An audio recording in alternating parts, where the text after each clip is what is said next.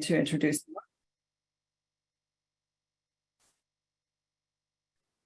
Super. So I don't know if everybody knows, but Robert Richman, this is his second time back to the national platform of the CEO Forum.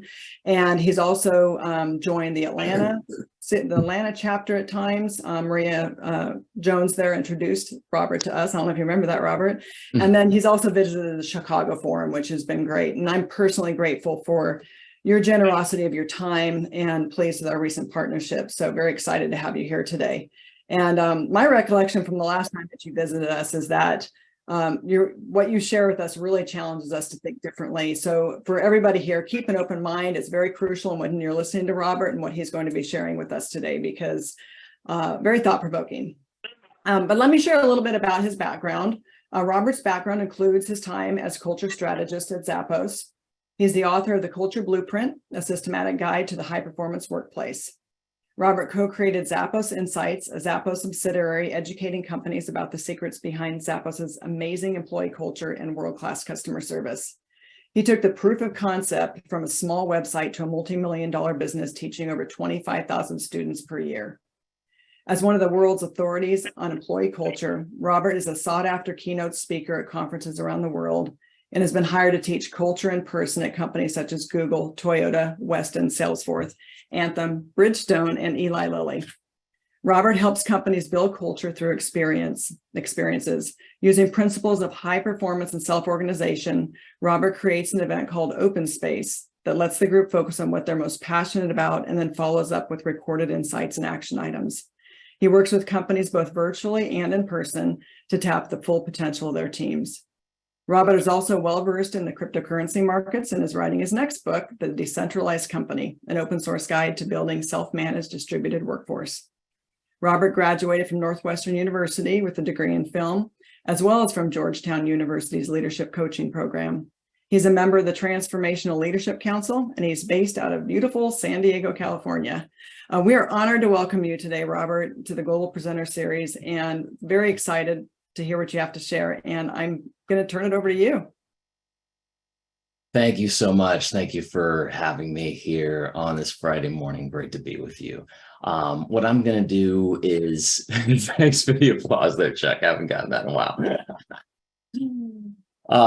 I'm going to share with you just very briefly about my background, where I'm coming at this from with it. I really don't like to talk about me and my background too much. I really like to get into this with you. We're going to have time for Q&A. I've read through your survey results, those of you who shared with it. We're going to definitely address those points that are on there.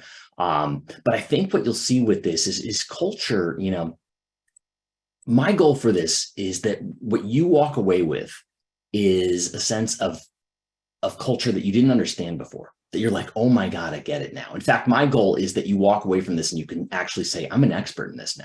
I'm an expert in culture because I see it completely differently.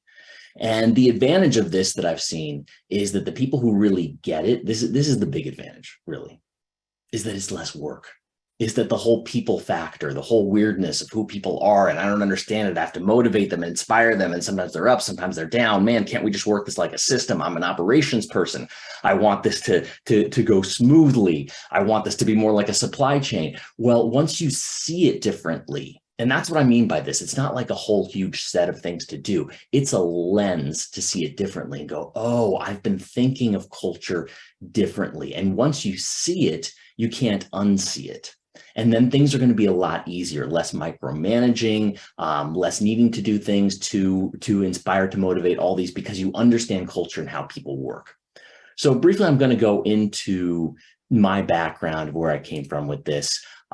So my claim to fame with this is being at Zappos as culture strategist. And just so I can tell, because sometimes I'm not sure about the room, is raise your hand if you've heard of Zappos before, if you shopped on Zappos. And see, okay, yeah, we've got that, great. And let me just to see again, some of you have had the consumer experience, maybe even called into customer service, had a great experience. Who here has known about the Zappos culture specifically? Okay, Great, a few of you. Great.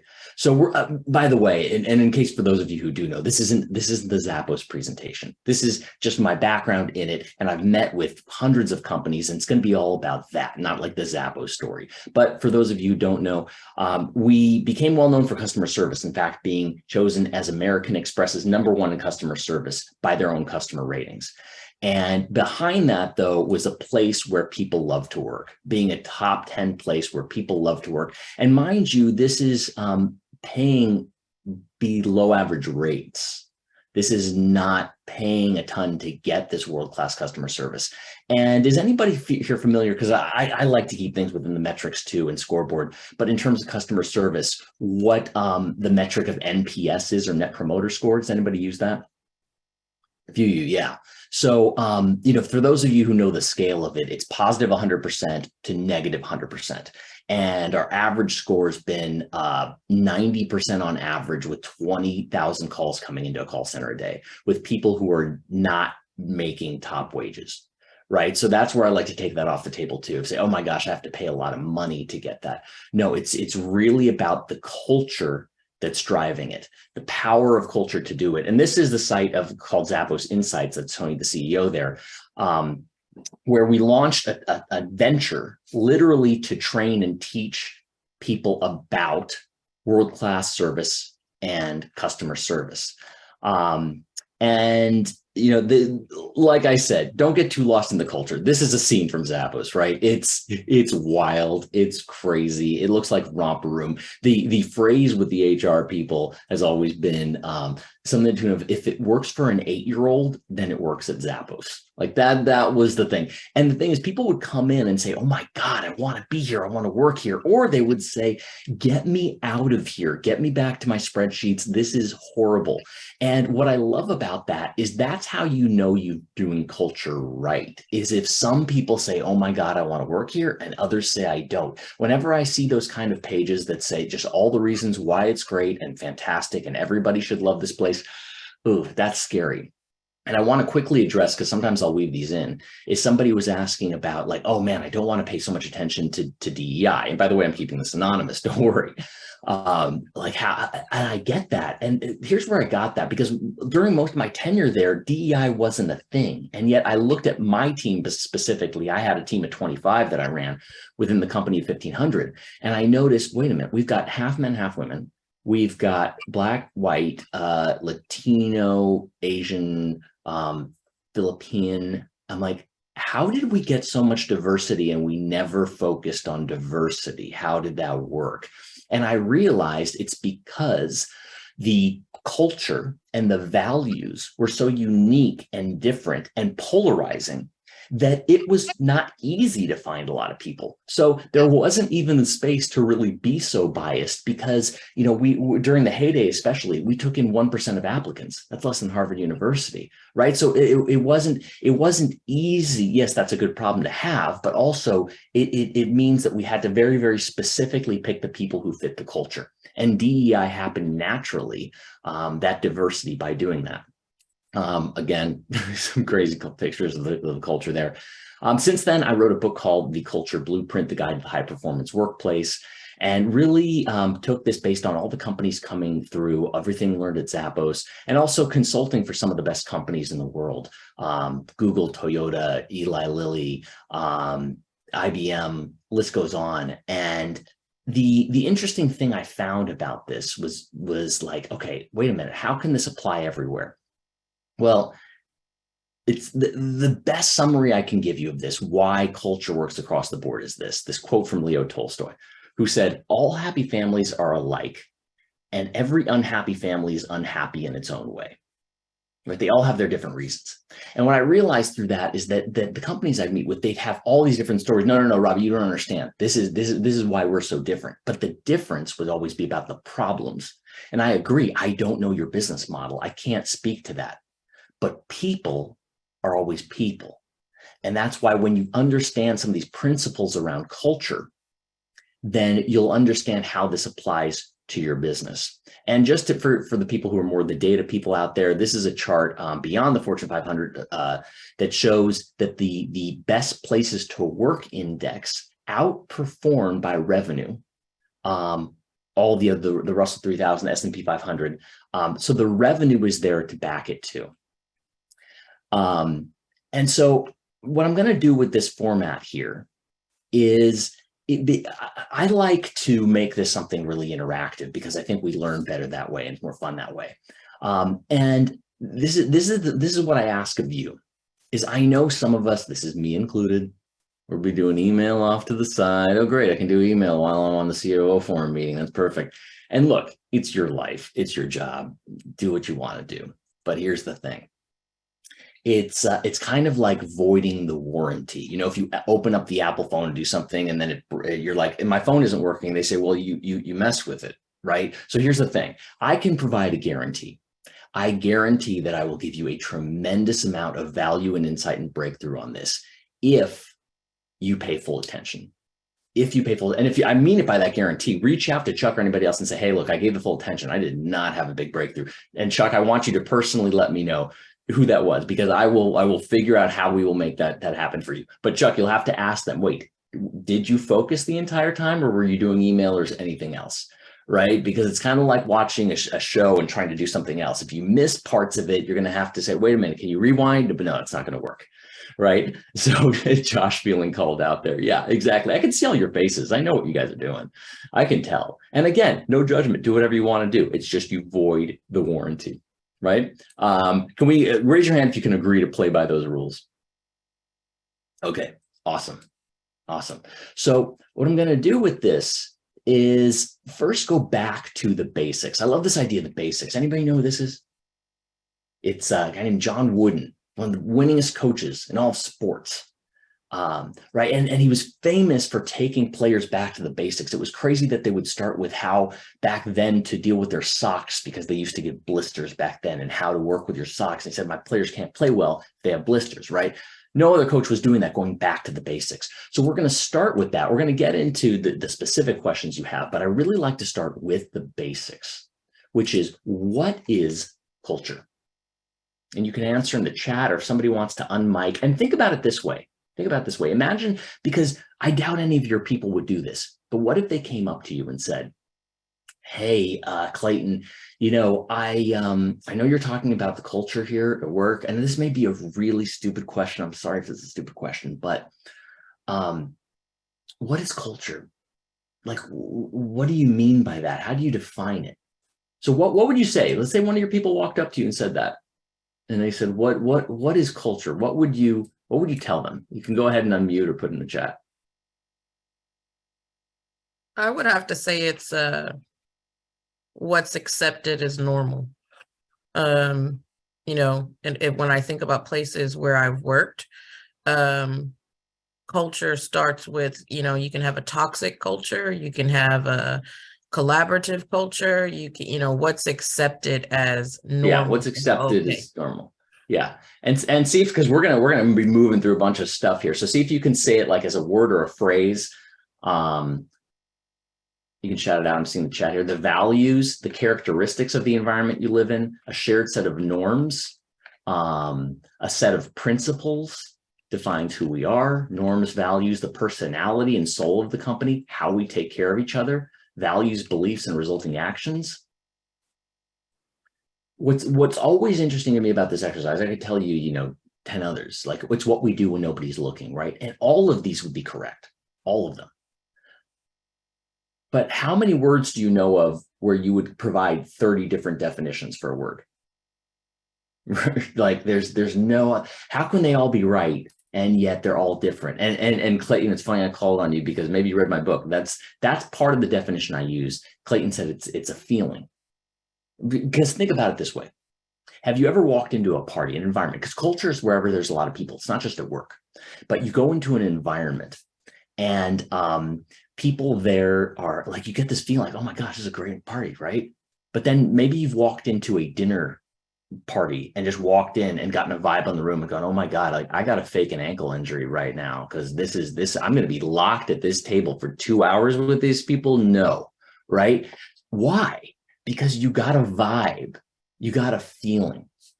So that's at its core. And why do I say that? Because if I walk into a company and they say, we're about shared collaboration and this and this and that, but I've walked into companies and I can tell in the first conversation, oh my God, I know what's really going on here. I can feel it. I can feel the conflict.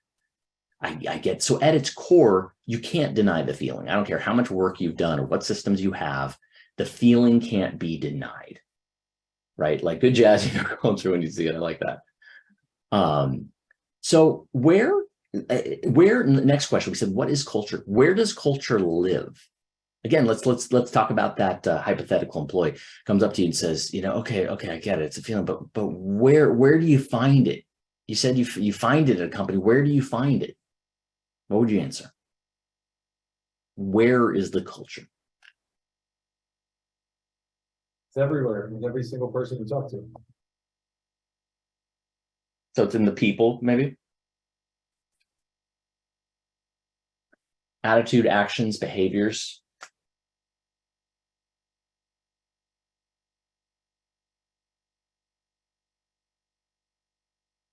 Well, let me put it to you this way. Like, let's say, an alien or somebody came and or just somebody tribal that doesn't associate with business.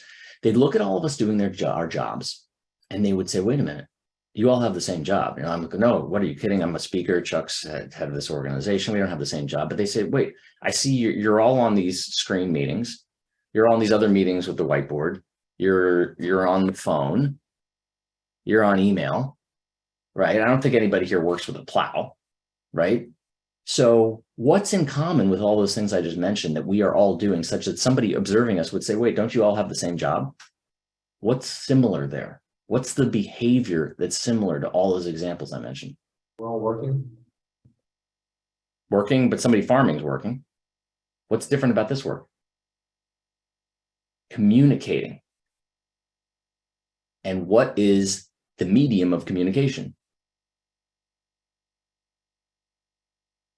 This stuff gets so basic and so simple. It's like, you're like, it's so obvious once you see all those. And we're going to get deeper and deeper. I promise you, this doesn't just get surface level here. Words. Yes. What's words? Words are language. Culture lives in language.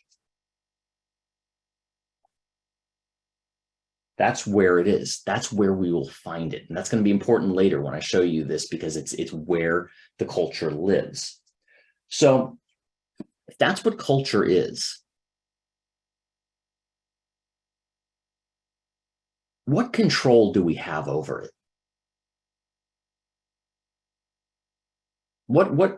So you've got a group of people, right? Like that's, by the way, this is how I'm defining it. It's a tribe. It's any kind of organization, right? And so you've seen people, babies, kids, right? What actual control do we have? And I'm not talking about influence. I'm not talking about motivation. That's not control. I'm talking about literal control. Well, Sergio named it on the first bounce there. That's impressive. That is very impressive there. Who is in and who is out? Those are the only real controls we have. Because once they're in, I mean, you could literally put a gun to somebody's head. Doesn't mean they'll do something, right? We think that because we pay them, they have to do what we say, but they don't. We all know that doesn't necessarily happen. And so the best organizations, they treat people more like volunteers because they know they can't control them. So the biggest questions that come up is, okay, what is our standard? And we can go over specifics on this of who we let in and why. What are the questions we ask in the interview to make sure that they're a real strong fit? And then what are our grounds for letting them go, right? So many times I'll enter into a company and I'll say, what's grounds for dismissal here? What's the grounds for firing? And beyond harassment and negligence, maybe performance, but how often do they say, these are the 10 core principles or 10 values. And if somebody doesn't live these, they're out. It doesn't matter how high performer they are. If they violate this value, they're out. That's what a values-based culture is. Is this making sense? Raise your hands if this is resonating, making sense. Okay. So that's why it's so important to focus on those. one of the cheat codes of this, I'll tell you right now, is that studying these cultures for so long, the huge lift, the huge majority exists in the recruiting, interviewing, onboarding.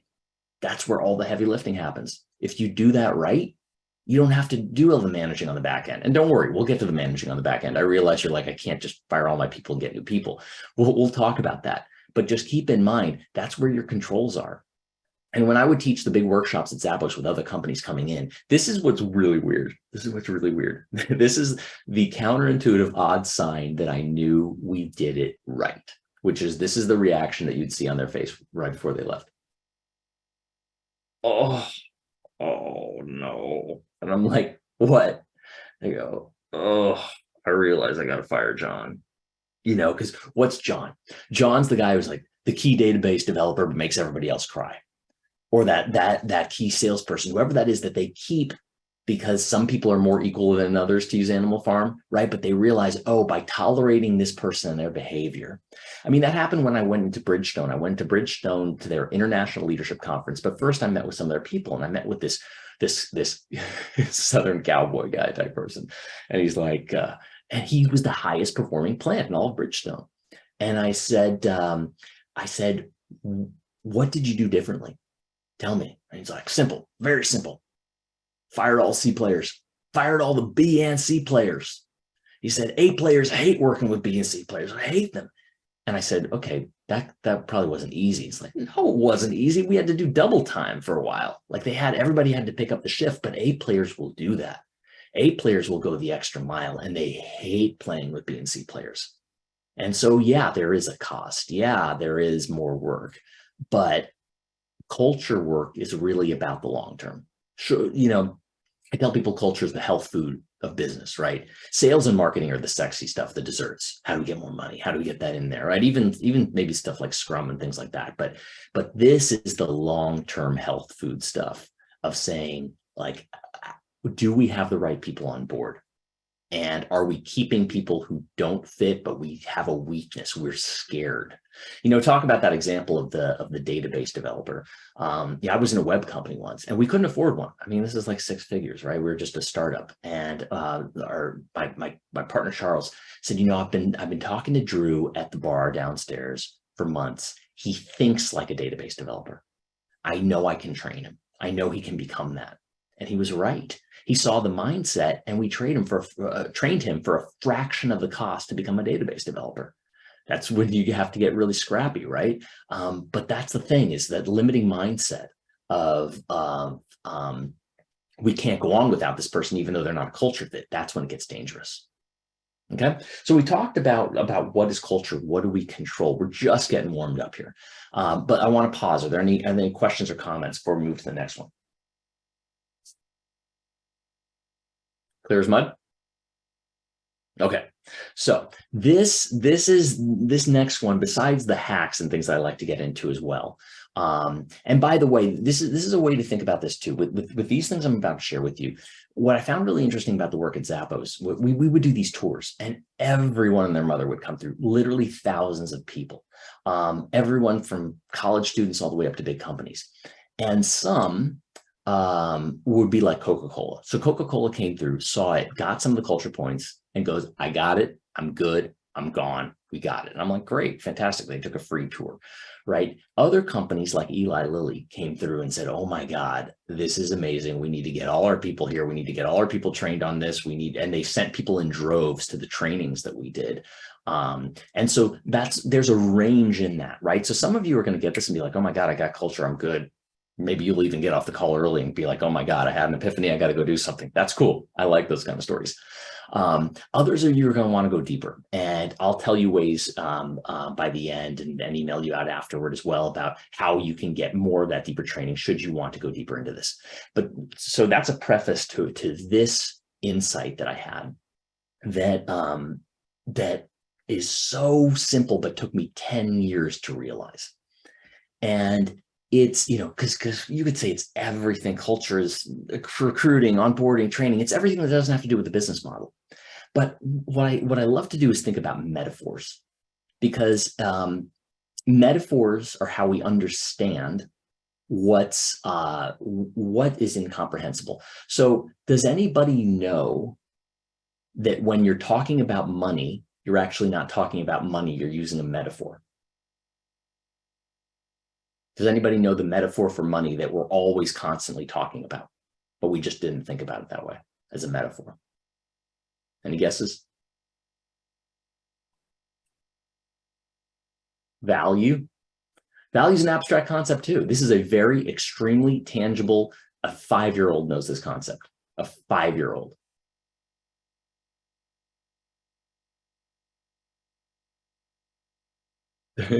No, a 5-year-old will go, I know exactly what you are talking about. Here it is.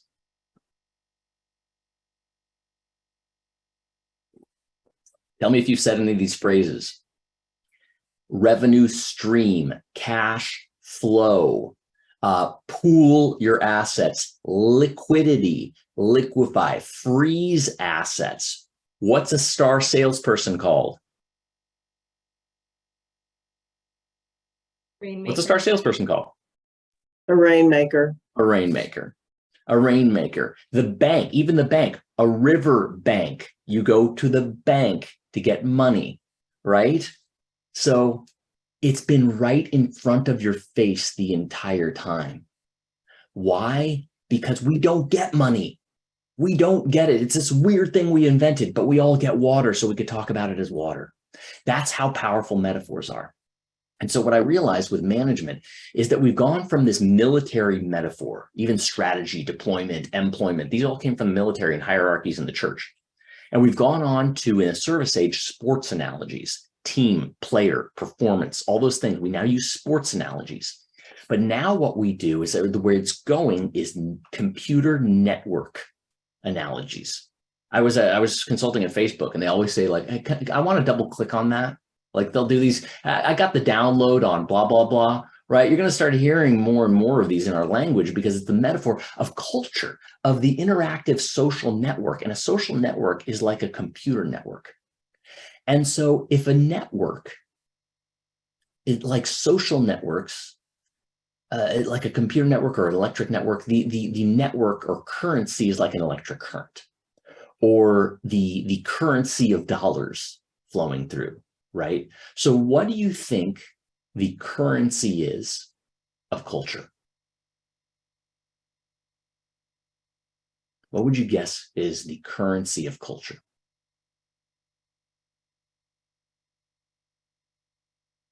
Oops. Hold on, I gotta switch cameras here.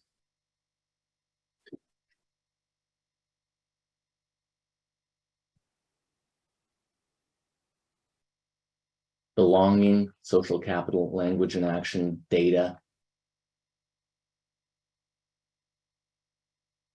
Now keep in mind, when I say currency, it's a binary. You either got the electricity or you didn't.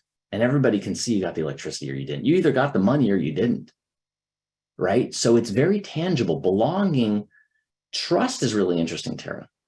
Trust is like wealth, right? Wealth is kind of vague, money is specific. So trust is the wealth of the network.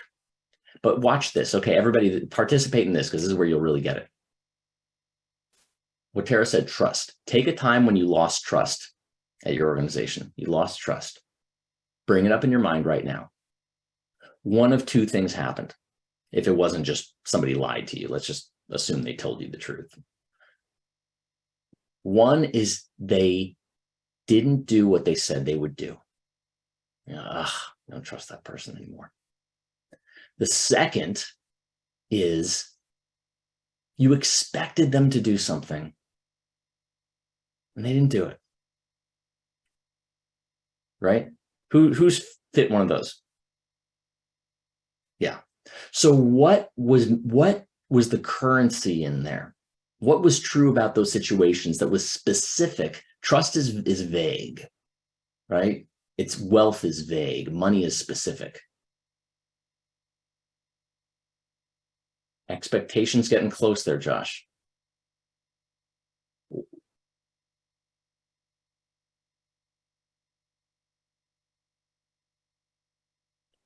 What is an expectation that is not communicated clearly yet? Sergio is on it. Agreements. Agreements. This is the currency. This is the currency. This is it. It's either, and notice the second example, it wasn't articulated. So keep this in mind and write this down. This is all culture work is about going from the implicit to the explicit. Implicit to explicit, an explicit agreement, right? Let me show you the example for how we've all become liars. Has anybody ever, I'm going to show you how you're a liar right now. Anybody who thinks they're not a liar, you're a liar. Watch this. Has anybody ever clicked a button that says, I have read and agreed to the terms and conditions of this agreement? Seeing a lot of laughter there, right? We've all become liars. Now that is what I call extremely implicit agreement, right? It's like, yeah, I agree, right. What does explicit agreement look like? Anyone want to say an example? I've got one I'm going to knock out of the park for you in a moment, but I'm curious. What if that's implicit and so far gone, what does extremely explicit agreement look like? Who's got something?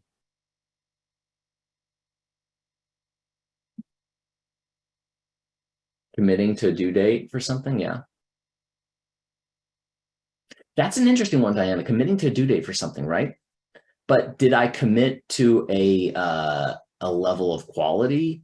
Did I commit to what like this is delegation? What feedback do you need on this? What level of quality? How do I know I knocked it out of the park? Like there's 10 agreements that might be in there itself. Contractually, yeah, contract is really interesting. But let's see how it goes even further than contract. This is where I saw a very explicit agreement. I went skydiving.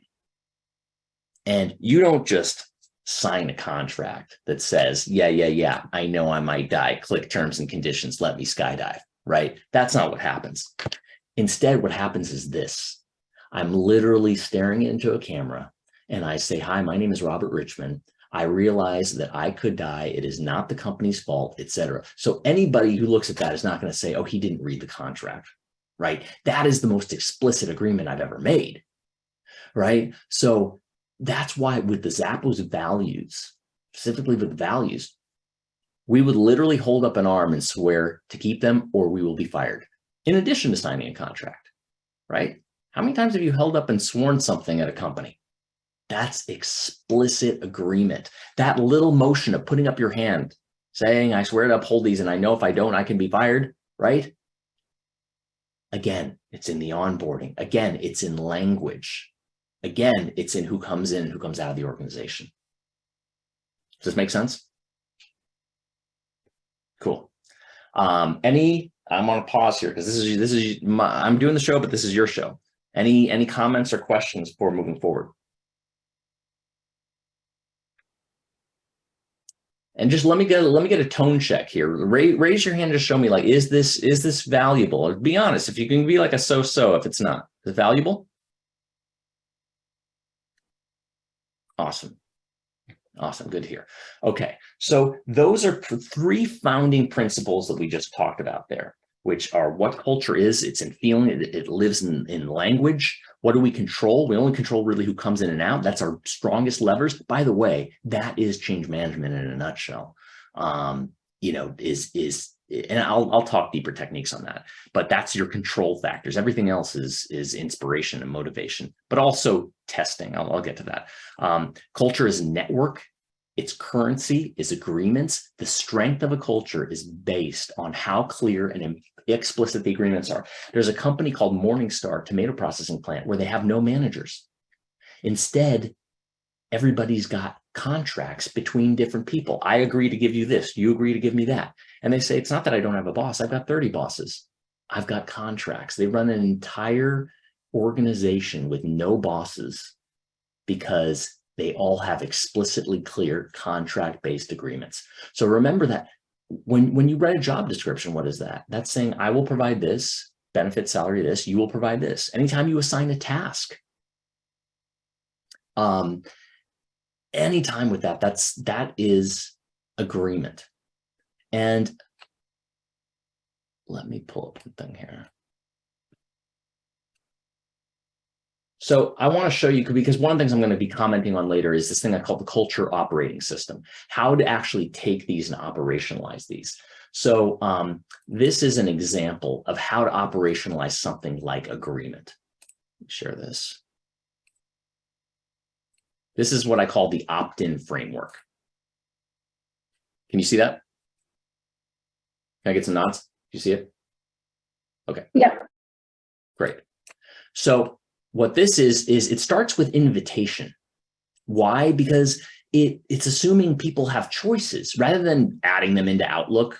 Like I can say, rather than adding you into Outlook for a calendar item, I can say, hey, Laura, I really love what you did in the business development meeting. I've got this project I really love your help on, right? That's way different than just adding her on Outlook. Okay, so it starts with a clearly crafted invitation. And let me just quickly give an example of that. Okay, an example of invitation is like a dinner party, right? Again, culture is like these parties. It's one thing if I say, hey, Corey, do you want to come over for dinner? I got some people coming in on Wednesday. And what's she thinking? Who are his weird friends? What are they going to serve? Will I even like it? I might be allergic. I don't know when I can leave. And Corey's going to say to me, yeah, I'll let you know. Or, she gets uncomfortable, right? But if I say, hey, Corey, like I've got a dinner party on Wednesday, 10 people coming up. Yeah, I'll let you know. Or, I think somebody on mic that I can hear people. Let me tell you about Clayton. Let me tell you about Tara. They're great. Those are the two people, but they're more like that. We're going to have this gluten-free Italian meal. Going to start at 7, drinks till 7:30. Going to hit, dessert around 9. If you want to go, then we'll go. Otherwise, we're going to hang out and play some Cards Against Humanity. Think about it. Let me know. Just let me know by Friday if you want to come. I've got a list of people I want to confirm. And then she's like, great. That's a clearly crafted invitation. So it starts with clearly crafted invitations that give people enough information to know if they can decide. And then what we see here is they might say, yes, okay, then send the agreement with details there. Ask for confirmation, because if you just said it in a conversation, they might be like, I don't remember when you said that. How many games of telephone have people played where you're like, I told you exactly what to do? And they're like, I don't remember that at all. As a leader, we find that a lot. You have to repeat yourself and repeat yourself. Sending an agreement really confirms that. But sometimes you look for maybe and hesitation. What is it that they say, maybe. And I say, wait, well, why do you seem hesitant about that? You're like, well, I don't know if I'm going to get the graphics in time from Kelly. And I say, okay, wait, if you get the graphics in time, can you get me this in 2 weeks? And they say, yes, right? So you might have to ask for more details, add qualifiers, negotiate it. You might have to adjust their priorities when you assign something. Or no, they might say no. And then you'd say, well, okay, well, I got to take some stuff off your plate because I really need this. I get that you're saying no because I've already tasked you with too many things. I appreciate you standing up and saying no. Let me see what you're working on and let's reprioritize this because I need this now. Right. So this is a protocol, a framework. Again, the maybe you can recreate that invitation. So this is where we go from a very simple concept like agreement to how you can have a framework to navigate agreements. Everything is as simple as a task to a job description. One of the things I like to do before offering a job is saying 0 to 10, how interested are you in this job? And if they say 10, I ask why. And if they say 8 or 9 or 7 or whatever, I'll ask why not, or what's missing. And I'll tell you if I can provide that or I can't. Right. So these are some frameworks that help for this. That's an example of one of the frameworks within the Culture OS. That makes sense? Okay, great. So I'm going to give you a framework now that it's going to be the lens for everything. And then we'll go into some of the specific questions that came up, and I want to hear more from you all. So this is the one that captures everything in culture. Again, is a metaphor. So the metaphor comes from the other metaphor, which is sports, and all sports are games. right? So what can we learn from games that we could apply to culture? Do you apply games at all? Like what? Let me hear some answers on that, either on mic or put in the meeting chat. How is your company like a game? The metaphor of a game, the framework, if you can think that far, of a game. I think sometimes we'll say, hey, let's strive for some singles or some doubles. You know, we look for the big home runs. We don't always get it. So we'll use a metaphor like that. Mm-hmm.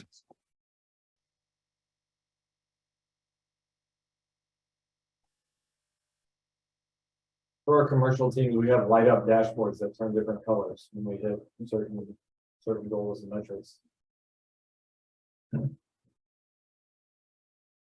Wins and losses, chemistry, goal to work toward, rules and engagement, scoreboard. Wow, you guys are fantastic. The answers are within here. So this will really help you to write it down if you want to go back to this, because again, what I'm trying to give you here is a new lens, a lens to look at your call. Because once you see it through that lens, like once you see, oh my God, I just realized this person didn't get I didn't get a clear agreement from them. Especially if somebody says, if you ever given them an assignment and they say, yeah, that should work. Was that agreement? No, if somebody says, yeah, that should work, that's not an agreement. If you say, will you have this to me in 2 weeks? Yes, that is an agreement, right? So you'll start to see these things. So this is a framework that you'll start to see everywhere. And this, I really have to credit Jane McGonigal. She wrote a book called Reality is Broken, all about gamers. And she studied gamers for engagement. Engagement is the big word within culture, right? How do we keep our people engaged? Which, by the way, is a much better word, I think, than happiness. I disagree with Tony, the CEO of Zappos, on this, but you know, if you're engaged, you're not always happy, but you're engaged, like you're challenged. It can be rough. It can be all these things. And she studied these gamers and found that they're so engaged with it. Like, anybody have kids or play games themselves, or kids who have video games or play games? Do you ever have to motivate them to play the game? No. Right? So what can we learn from games rather than motivating people through carrots and sticks? Carrots and sticks are good. We can talk about those as well. But again, when you see the framework, you get everything. And again, kudos to those of you who got it in the chat there.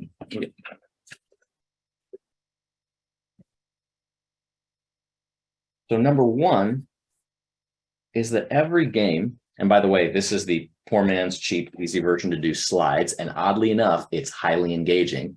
So you just do cards like that. One is there's a goal. There's a goal. There's a clear goal, right? So let's use soccer or football for those of you internationally as the example here. Is the goal is to get the ball through the net, right? The goal is to get the ball through the net. And by the way, have you ever heard a soccer player be angry because they kicked it and said, oh, this isn't fair, there was a goaltender there who blocked it? No. Why? Because if there were no goaltender, the game would not be fun. So when you see your people challenged and upset, or you're challenged and upset, remember, it's no fun without the obstacle. It's just no fun, right? So number one is goal. Number one is goal, a clear goal. And by the way, there's not 80 goals in soccer. There's one goal, or two rather, right? Opposite sides. And, you know, I was speaking to Dell's VPs. I probably shouldn't have named the client like that, but whatever, you now know. I was speaking to their VPs, and I took their materials because they had like 15 leadership principles, the 10 different priorities, the values, these things, and I put them all on one screen, one slide. And I didn't have to say anything. I just put up the slide and all the VPs start hysterically laughing, because the idea is, are you kidding me? You want me to focus on 60 things and you call this focus? What the heck are you talking about, right? So one is like the clear goal is for Zappos, it was become the biggest shoe store in the world. Okay, got that. Become best customer service. Okay, got that. Become verifiably a best culture. Okay, got that, right? And those were taken every 3 to 5 years. So that's one of my criteria for a vision, actually. And this is a vision for yourself, for your company, for your team, for individual employees. What can they accomplish 2 to 5 years? Because that's when they start getting itchy, right? And then you can get a new goal after that.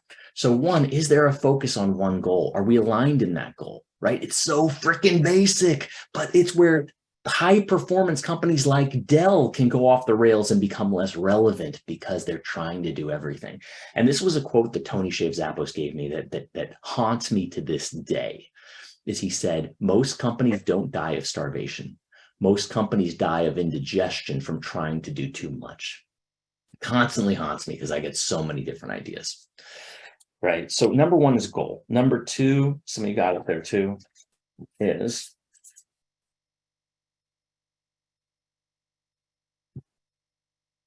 rules. Rules. And if you haven't shifted over to speaker view on the top right, you can do that to see it clearly. Rules, what's okay and what's not. If you pick up the ball in soccer, you're not a bad person. You're just not playing soccer. You're playing football. You're playing handball, right? They're like, hey, Diana, we don't do that here. You got to sit out. That's against the rules, right? And that's why, that's why the basics of this at Zappos is the core values. These core values, there's a whole process I have in my book in the course of how to create these, but these are hey, you violate one of these, deliver wow through service. The idea is it's loosely defined, but high integrity, meaning if you saw somebody actually yell at a customer, you wouldn't see them by 3 p.m. that day. They'd be gone. You are out. You picked up the ball with your hands, right? So number two is rules.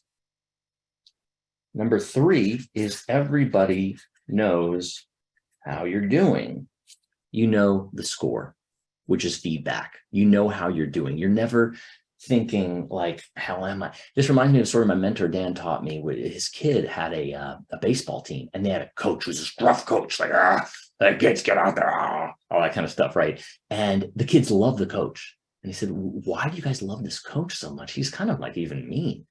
And his kid said, without dropping a beat, he said, because I always know where I stand with him. I don't have to guess. I don't have to walk on eggshells. Am I doing okay? Am I not?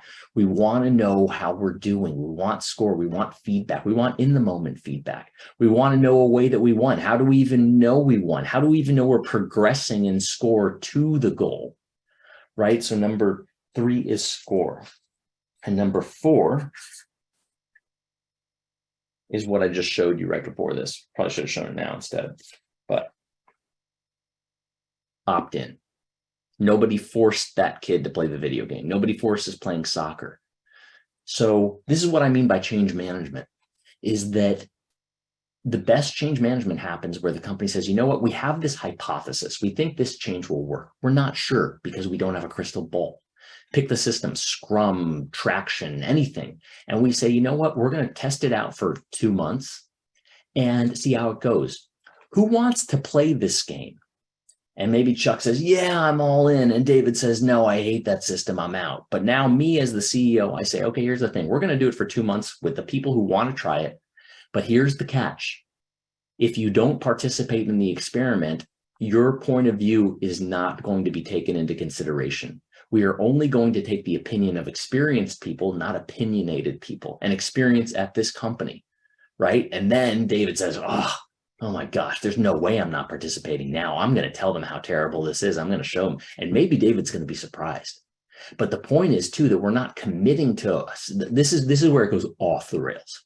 You say, we are now a Scrum-based company. We are doing this forever. Everybody freaks out. Everybody drags their feet, right? Because they're like, they don't want change. But you say, we're not sure. Scrum might not work for us. We're going to run an experiment like scientists and figure it out. Who wants to play this game?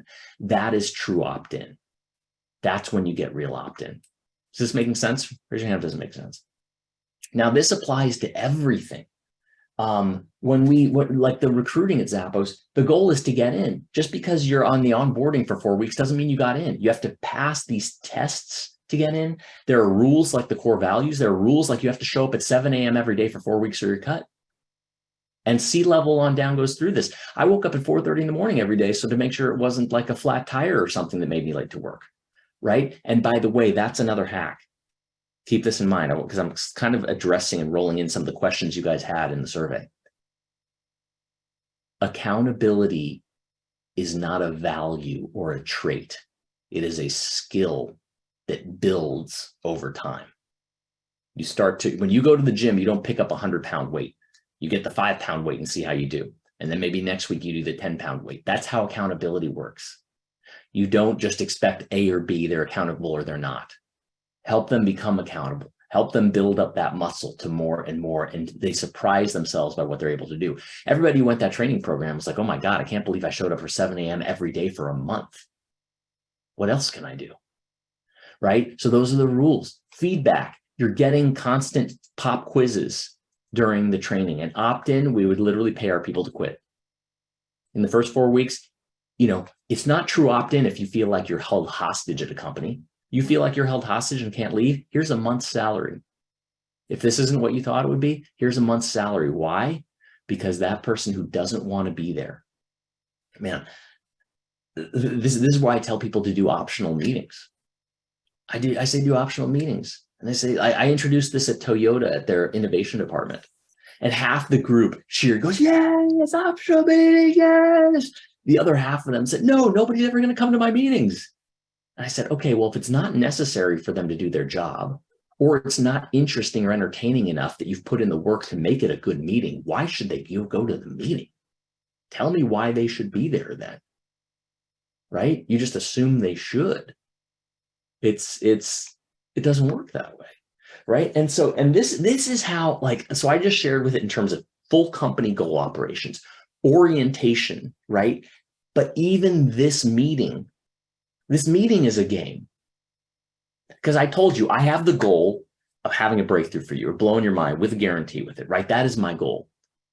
And we didn't, oftentimes with this, I'll set up the rules, but it's kind of been assumed. We could be more explicit with that. If this were a highly interactive workshop, I would do that. I would say, okay, we're going to have a rule. Can we vote on no devices, right? Can we vote on 50 minutes on, 10 minutes off breaks, and that we're focused during those 50 minutes? I would create the working agreements of the meeting. But I have a scoreboard here for the meeting. This is the scoreboard, right? As I take these things from to do and move them over. And the thing is too, is I've got a shot clock. This is my shot clock. I need to get this done in this amount of time. There's a glare there, sorry. Right? So goal, scoreboard, shot clock. If you literally use these tools at a meeting, digital or in person, you'll have fantastic meetings. Why? Because everybody wants to move those cards over to the done column by the time, and the side chatter stops because everybody's like, hold on, like they subconsciously are stopping that because they see we're visual creatures. We have a goal, we have a shot clock. By the way, before the shot clock in basketball was a horrible game. People hated the game, watching the game before the shot clock. It was the most boring thing ever. They'd hog the ball, right? That's what those side conversations are, hogging the ball, right? But when you put the shot clock on, people stop hogging the ball because they want to get the game done. They want to win the game. We are programmed to win the game. Everything you'll see, look at your culture, see where it's breaking down in this level, right? So here's what I want to do. I know some of you have to go at the hour. And we're going to continue for those who want to stay on, answer specific questions and stuff like that. Again, my guarantee holds true. If you didn't get a big breakthrough, tell Chuck, let me know. I'm all about that. Secondly, is if you want to go deeper into the frameworks and how this works, what I'm doing is a cohort level. I just pick 10 people. I haven't gone public with it yet, actually. I like having pre-screen groups like this because I know you guys only find quality people who would even join a group like this. So this is something called the Culture MBA. I'm putting the link there. If you want to check out, if it's right for you, go ahead and do it. I'm just going to be taking the first 10 people literally just to see who wants to do this. If you want to have a conversation or you want to get more information, I will be providing that as well. If it looks like a fit, I'd say just do it, because this is the thing with it too, is I'm going to be teaching the frameworks, but I'm also going to have a lot of one-on-one answering questions. And some of the value comes in. One CEO showed me a letter. I said, oh my God, this will be a disaster if you send this out to the company. And we reworked it. I think with programs, I think it's always comes down to those types of things. Yes, you can get the whole kind of MBA nature of it, but one key decision can shift an entire vector of your career or company. So that's what I aim to provide as well with the breakthrough with that. So, so we're at the hour. If anybody wants to wave, if they have to go, I understand. And we're going to stay on with the people who want to stay, and we'll have some more fun with this and answer some more questions. Cool. Anybody want to wave goodbye or? Okay. Awesome. Well, I want to just pause for a second. Let's just take a breath, take a deep breath in, and Chuck, can I ask you to just any comments so far, or anything you'd like to say as kind of a break in between these two sessions? Yeah, I mean, I will say certainly that I guess I have an axiom that says complex problems tend to require simple solutions, and simple problems tend to require complex solutions. And culture seems like this amazingly complex thing to master. It's a thread in a lot of our conversations throughout the CO forum in some cases. And it's been a bane in my side for many years in different organizations where we were trying to change the culture. And yet, I think it's pretty simple. There's some simple solutions. But maybe as operations people, we try to overcomplicate things with all these processes and all these steps and all these crazy charts. So that's my observation so far through this, is that we're just missing some simple, easy things to do. I printed it out and it'll get me there most of the way. I love that. Any other comments from people? How's this been for you so far? Yeah, I would take the opposite approach of Chuck and say it's not simple. It should be simple. Like all of this framework is simple and it should be simple. But unfortunately, we work with humans and not with robots. And so they have doubts, they have emotions, they have irrational thoughts. Somebody makes one comment and then they ruminate about it. And then next thing you know, like, oh, this place isn't living up to its values just because of a misunderstanding. And that's really where I want to dig in. And I don't think I'm alone in that this year has economically been a hard year for a lot of companies. And when things are good and money's flowing, everybody's getting training, everybody's getting raises, culture is great. But then when you have to start making tough choices and you're seeing people getting laid off and you're seeing that you're not getting the new sales that you thought you were going to get, and then the doubts start coming in, and culture, as much as you want to make it explicit, these are our values, be completely honest and clear with your information sharing. Nevertheless, we're human and we forget the good things when something bad is happening. Yeah, I love that. And by the way, I thank you so much for stepping up with that. Sometimes people are scared to disagree, and I absolutely love that. And I'm going to make a point on that, and then I'm going to go back to you, Tara, if you want to go into this deeper. And of course, it's all about the opt-in, right? So what I noticed with executives is, let's go the opposite. The frontliners or engineers are people. Have you ever talked to like a computer engineer and then they give you like 30 minutes of details where you're like, I don't need all this, right? It's the sorry, one second. I'm learning to work this camera, I apologize. It's the opposite with leadership. Leaders go way too vague, right? So I'll give you an example of how this works. Like I talk to somebody who says, oh, culture, it's so hard. It's so hard. And I'm like, you say that to anybody and they might agree, oh yeah, so hard. Yeah, right. But we're in abstract zone. Doesn't even, and I'll say, okay, well, what's hard about culture? And they'll think and be like, well, it's people are humans. It's hard to communicate and be on the same page. I'm like, okay, great. Communicate what? And I'll think again, like, like the marketing department and the development department. It's like they speak different languages. It's like they're just so different. I'm like, okay, great. This is the key question I always ask, because this is what gets you out of hypnosis. Because that person I'm describing right now is hypnotized. Is I ask, tell me the moment in space and time where the breakdown occurs. And then they really have to think. And then they'll be like, okay, it's when the marketing department sent out this one email about this new feature, but they didn't talk to development about it. And development was pissed because they said they couldn't deliver it by then. And now they're just pissed off at each other. I say, okay, great. So marketing released an email that they didn't get approval of. Are there regular like procedural checks on these things? No. We'll do, or maybe it's a yes, but there was this misunderstanding about this. Okay, well, do they have a regular check-in meeting that's about what they're up to give everybody updates that happens regardless of what's going on, like every week or every 2 weeks or whatever that is? No, right? So now we went from very, very abstract of culture is all hard to this one thing that didn't work. And that's where our hacking and engineering comes in, because we look to get to that level where we can change something, where we can do something. Because if we stay at the level of economy is hard, sales is hard, people are weird, people are different, we could sit around the bar and complain about that and drink all day, but nothing's going to change. The question is, how do we go from something abstract to a specific moment that we can hack? Does that make sense? And does that bring up anything for you, Tara? In a way, but when you have 70 people and 70 people are having their individual moments of, reasons for doubt, then it's, that's harder. Right. But so we kind of went, that was kind of like the off the side answer, right? Yes, specific stuff happens, but I'm not going to mention anything specific. There's a lot of specific stuff happening over here. Right? It's only by getting specific that we start to figure it out and see the trend lines, see what the breakdown is happening, and then we can hack it and make something happen.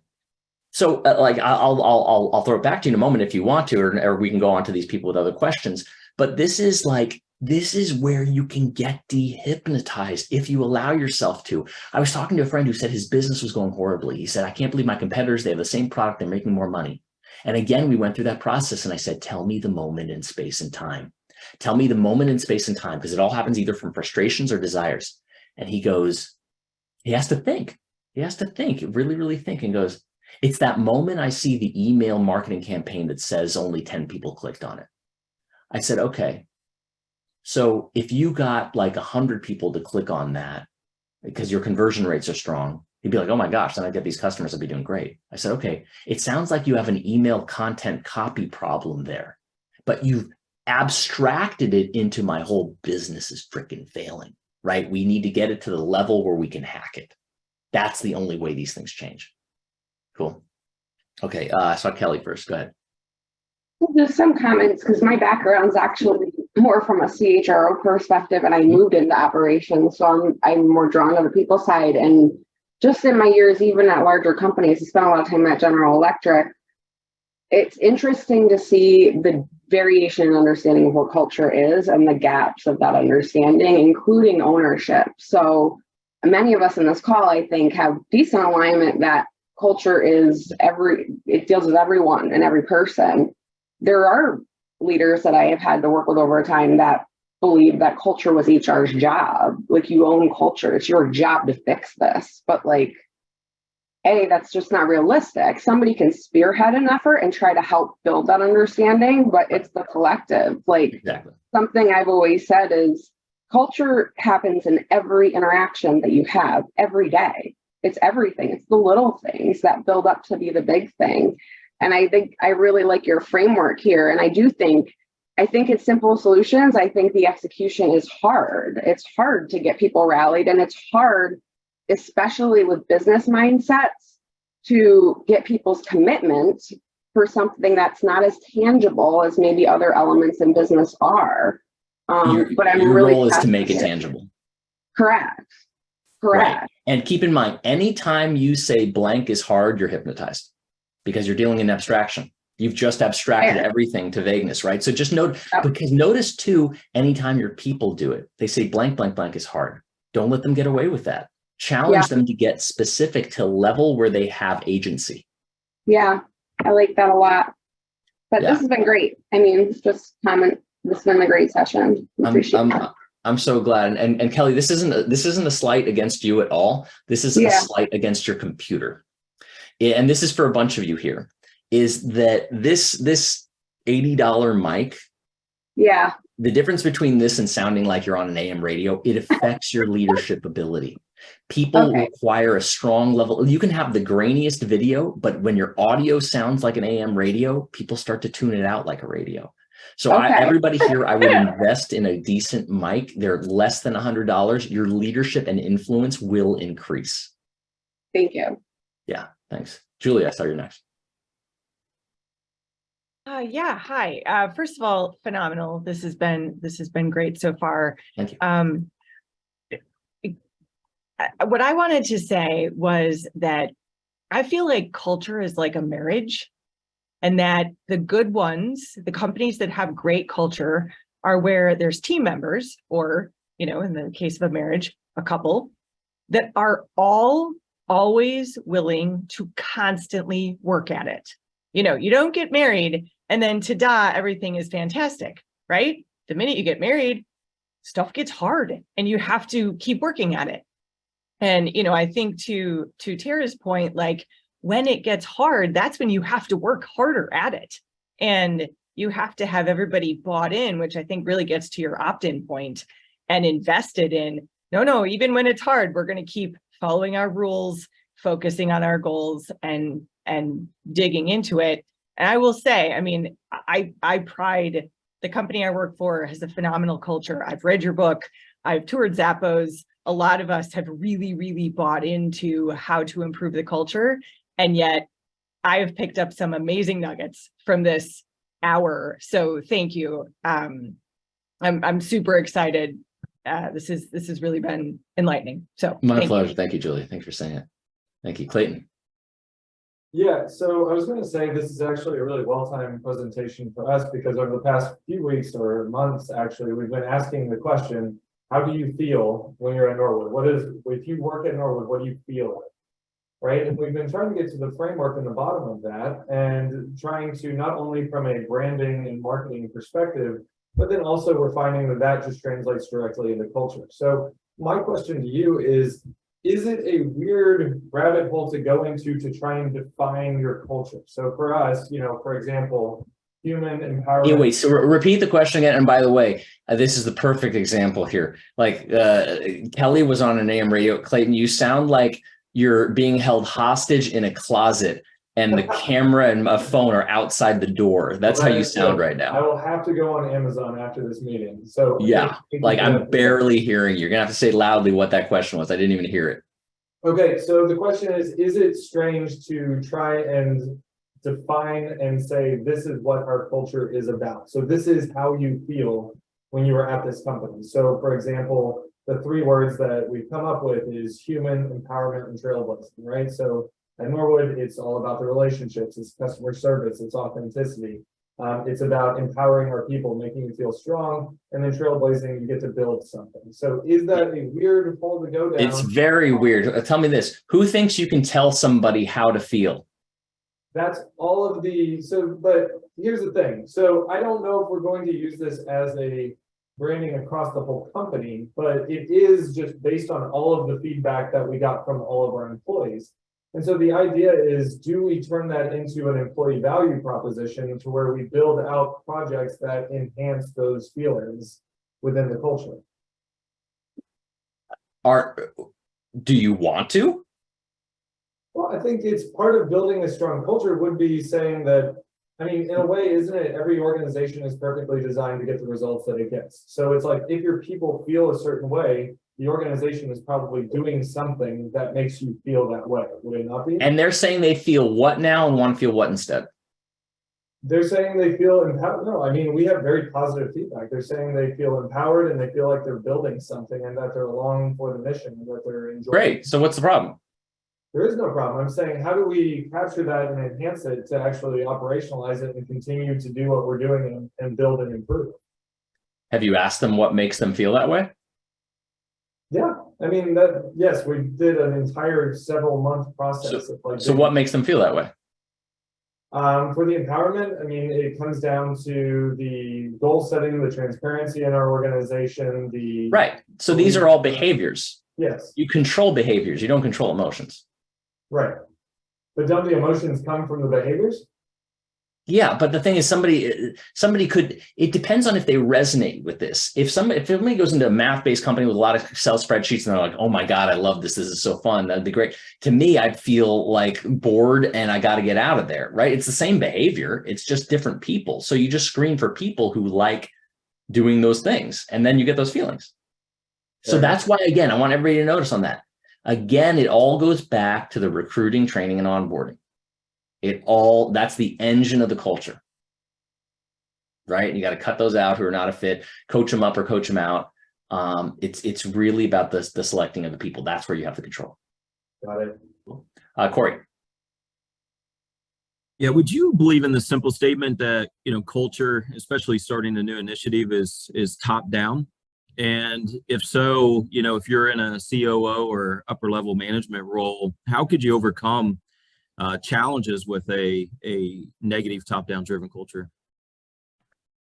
Again, it's a negative top down driven culture is too vague a question for me to answer. Culture is happening across the board. Again, the biggest factors of this are determining what's okay and what's not. What gets me fired here? If it's just harassment, great. I'm going to do whatever the heck I want besides harass people, right? So what are your standards? What are the, and let me just throw it back. Is there something more specific, or do you want me to talk more about it in general? Just general. I can go specific all day long, but. Okay, so here's an example of where systems and structure can help you as long as they're human based. So the Morningstar taught me this conflict resolution method, because again, when you've got no managers in a company, how do you handle conflict? Who decides, right? So this is the system, and I tested it at Zappos, a company that does have managers and structure, and it worked way better than any other technique I had. So the process is this. You have a beef with somebody. I don't like what Clayton did or something. First, I have to talk to him. You have to talk to the person. That's the first rule. Like, talk it out. Do whatever you got to do, right? But second is, let's say like we're at a conflict stand. We're okay. Now we draft in one person from the company we both trust and say, hey, will you hear us out? We've got this conflict, right? And now, but let's say that doesn't even work. Let's say usually it works, but what if it doesn't? What if that manager didn't sort out? Oh my gosh, these two are still having this big thing. Then what they do is they assemble a panel of peers to hear it out. And this is amazing what happens. It happened on my team. Two people fought. I gathered their friends up to watch, and they were beet red telling the whole story. And after it, they said, that was the most embarrassing thing we've both ever done. And I said, great. Are you guys going to resolve stuff on your own next time? And they're like, yeah, don't worry about that. We're not going to fight again. We are fine. Right. And they said, if this doesn't work, and it usually does, it usually never even gets here, then it goes to the CEO who decides if somebody has to be fired. Right. But it rarely ever gets there. That's a systematic way where culture can go bottom up. If it does require agreement, it does require people. But again, with any kind of change, you could say, hey, I heard this crazy technique from this guy who spoke to me online, who said, this is a way we can resolve conflicts. Does anybody want to opt in to try this out and agree to this? And people think it's cool. They do. They're like, anything where you give people more agency and not just have somebody who's got their job in their hands just immediately be able to cut them off they like. So, but again, this takes experiment and play. Cool. Hey, Robert. Matt Heelan had a question. Can you talk about how culture changes as companies are growing? Again, it's not a very vague question is going to get a very vague answer. And if that's helpful, then great. I mean, the thing is that it just everything, all of this stuff just becomes more important. That's why we started the values. It was after having 200 people and being like, wait a minute, Tony can't keep hiring his friends. What's the core values? And then it's what's the behaviors? And then it's like, what's the interviews question? So here's a specific example of that. So you take a value like deliver wow through service. And rather than asking, Diana, how much customer service experience do you have? We would ask a question that ascertains if they like to live that way by nature. So rather than saying, how much customer service experience do you have? We'd say, tell me about a time when you helped somebody out when you didn't have to. People who love to be of service will tell you all day all the things they did. People who hate to be of service will be like, I helped my cat, I fed my cat yesterday, right? Okay, maybe you're not going to like it here. You're just not going to like it here. We're all of service, right? So that's why, if you told me like, okay, how do I get somebody in who's definitely fits the core value? That's the answer to that question. But if we talk more about either I need to write a whole book to answer that question, or just give you a very vague answer to a vague question, which is you need to really go from implicit culture to explicit, make it very clear, have standards for who you bring into the organization, who you don't, and stick to those. Cool. I want to go over two last hacks here that these, if you can stay on, I'm definitely going to end by our time. That's a big thing for me. This is one more riddle. Actually, I'll give you two more. One is, how do you know what you don't know that you don't know in culture? Like there's certain things, like, well, I know we've got this recruiting problem. Tara says, I know these people are fighting about this. These are problems you know of. How do you find out the problems you don't know or even problems from people? Anybody want to guess on that? Sergio, you got something on that? You bring in a coach to tell you, ha, ha, ha. Well, I'm just going to tell you, Sergio, so you don't even need to bring me in for this one. Have a chat with the quiet person in the back. Your people know. Let me go closer to this. How do you make it safe for your people to tell you what, for some reason, they didn't feel safe enough to tell you?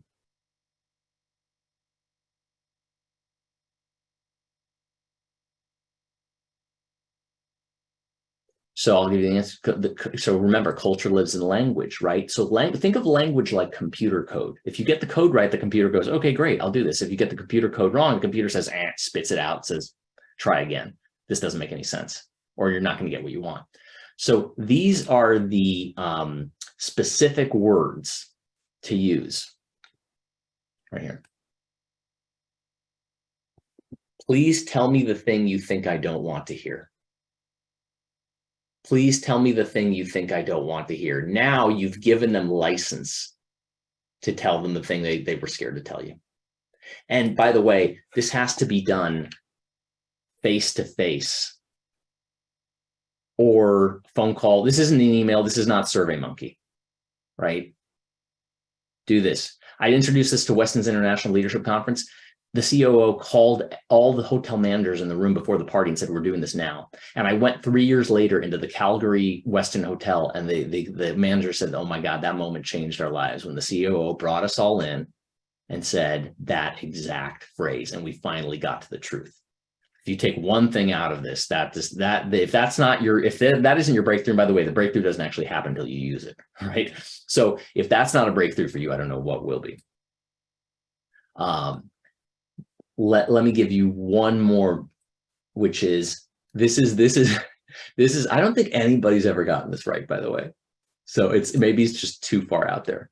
So Sergio, I challenge you on this one. You've gotten so many of them right, but what is consensus reality in a culture, right? Because everybody's got different jobs, different salaries, different viewpoints. You might have the same goal, but people think of them differently or have different interpretations of them. What is reality so real that there is no interpreting of it? It's just simply real for everyone in the group. I've only found one thing. There could be more, but consensus reality, meaning, if somebody said anything different from this, you'd be like, you're literally insane. I think we need to get you out of the company. What's the shared reality? And let me give you an example that's not it, right? What color is this? Blue? Does that mean we have shared reality that this is blue? Why not, Chuck? Someone may be colorblind. Exactly. Someone may be colorblind. So what I'm going to tell you is there is no colorblind version of this. There is only this is blue example.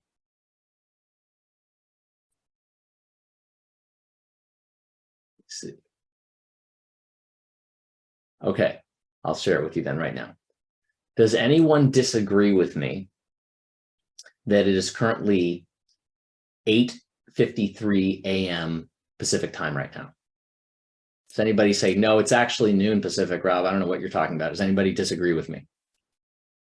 So if that's shared reality, we all have that how does that help us, unite us, all these different people in a group, in a company, in an organization?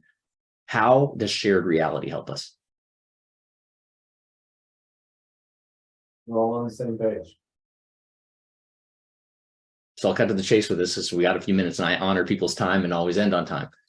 Is what company works better? One where everybody shows up on time, or one where people kind of just roll in when they want it? What meetings work better? When everybody's there on time or early and we get going, or when, CEO rolls in 45 minutes late because of some board meeting? What works better, the meeting that ends on time or the one that goes late and makes people late to their other meetings and cascades the whole day and screws everybody up? What works better, the person who delivers on time or the one who says, "Oh, sorry, I'm late. I'm not going to have this on time"? This is one where people get really challenged on it. I say to the leaders, I'm like, try being early for everything for 2 weeks and see how it changes. Because what it means is people who are late are trying to bend their reality to fit their needs. Whereas Tony, CEO of Zappos, was never once late. He was meeting with Jeff Bezos. He never once let Jeff Bezos hold him late, anybody else, right? Why? Because it means you're over control of your life. And especially as leaders, we need to be. It's something that you can experiment with yourself as a hack, or even challenge your people. Say, hey, I heard this crazy guy on Zoom tell me that if we're all literally on time or early for 2 weeks, like our lives will change. I don't think he's right, but I want to run the experiment. He said I can get like a free hour with him if I don't blow my mind, right? The only way to know is to experiment, and for your people to experiment, see what happens. Cool. So I'll put this URL one more time here in case you want to go deeper with all of this. I'll get a lot deeper, more frameworks, personally answered questions, reviewing communication, stuff like that. I know this is a high-end group. Usually I when post on LinkedIn with this kind of thing, I screen for it and make people apply. But if it's right for you, you can book it right there. We're going to be starting in a couple of weeks with 10 people. And otherwise, I'd just love to hear in this last few minutes if people would unmic and say, like, what's a key takeaway or an insight or a thought or a feeling you have right now. We'll just take it home in the last few minutes. And leave me 2 minutes at the end. That's all I ask. Okay, well, then we've got literally 2 minutes before Chuck here. So just a couple words or thoughts or feelings from anybody. I think for me, I'm going to be able to apply this like to our board members. What are their top 5 values? What's important, I think that you said, was even a top performer. If they violate the value though, then that's something that's more important than how they're performing. And I don't think we have that clearly defined on our board. Cool. Suzanne, were you gonna say something? I can. I was going to say, tell me the moment in space and time when this breakdown occurred. Yes. Awesome. I loved everything overall is great. I love all of this, but tell me the thing you don't want to hear. I need to use it on my CEO, and then be 2 weeks early. Oh, that's a lovely experiment because you have to be organized and prioritize in order to be 2 weeks early. Exactly. That's that side benefit, the wax on, wax off approach. I love that. Great way to bring us home and take us home, Chuck. All right. So I want everyone to come off mic.